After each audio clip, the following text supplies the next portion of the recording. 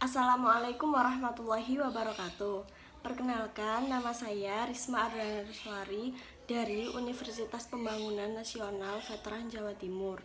Saya berasal dari program studi Administrasi Publik tahun 2020.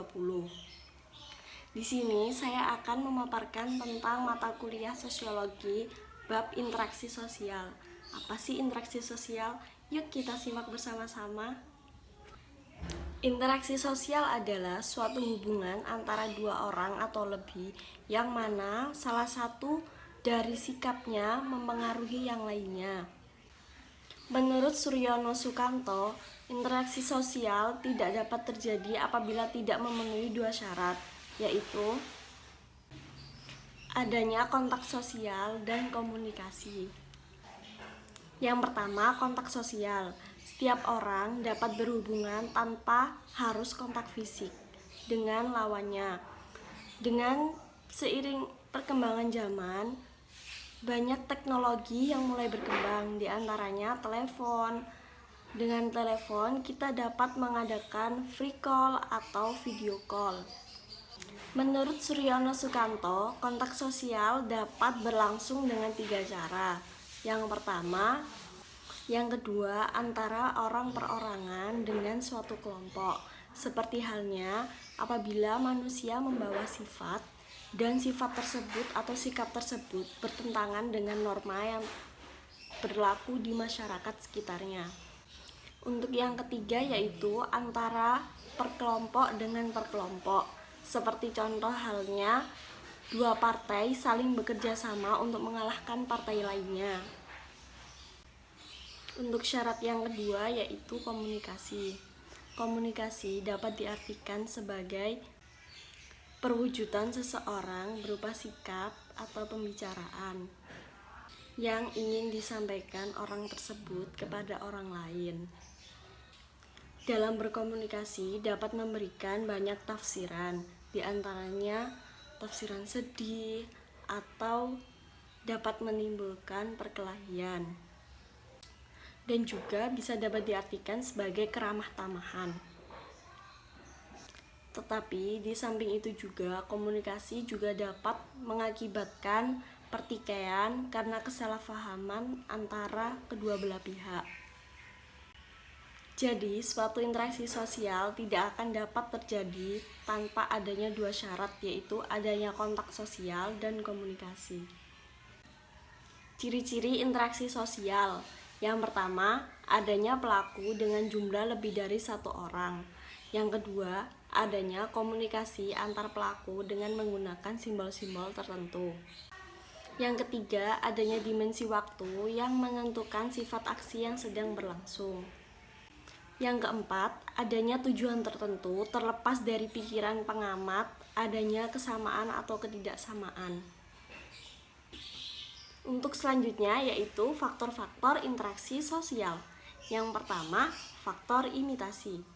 Faktor imitasi dapat berupa seperti saat halnya anak kecil yang menirukan gaya orang tuanya saat menggosok gigi. Yang pertama, dia akan mengimitasi cara orang tuanya terlebih dahulu untuk menggosok gigi. Setelah itu dia mengimitasi sedikit demi sedikit tentang perilaku tersebut dan dilakukannya. Untuk yang kedua yaitu faktor sugesti. Sugesti dalam ilmu jiwa sosial dapat dirumuskan sebagai suatu proses di mana seorang individu menerima suatu cara penglihatan tanpa berpikir panjang dan langsung menerimanya. Jadi kita itu seolah-olah diajak untuk langsung terjun tentang paparan tersebut tanpa kita memikirkan terlebih dahulu dampak-dampaknya atau resikonya. Yang ketiga yaitu faktor identifikasi. Identifikasi menurut Freud yaitu bagaimana cara anak mengidentifikasi tentang perilaku orang tuanya atau sikap orang tuanya dalam hal norma. Yang pertama, ia akan mempelajari cara orang tua menghargai waktu, menghargai cita-cita tertentu. Lambat laun, dia akan dapat menentukan mana perbuatan yang baik dan mana perbuatan yang buruk. Faktor simpati. Faktor simpati dapat diartikan perasaan tertariknya seseorang terhadap orang lain. Seperti halnya apabila ada orang yang sedang menangis, kita akan tertarik. Oh, ini sedang kenapa ya? Kok lagi menangis? Apakah dia ada masalah? Apakah kita dapat membantunya? Begitu. Jadi, kita akan mendekatinya dan mempertanyakan apakah ada yang bisa dibantu, apakah ada masalah yang cukup besar. Bentuk-bentuk interaksi sosial. Yang pertama, proses asosiatif, dan yang kedua, proses disosiatif. Untuk yang pertama, proses asosiatif adalah proses yang mengarah pada bentuk kerjasama dan menjalin kesatuan atau menciptakan kesatuan. Bentuk-bentuk asosiatif. Yang pertama, kerjasama. Kerjasama merupakan bentuk usaha antara perorangan dengan suatu kelompok untuk menciptakan tujuan tertentu.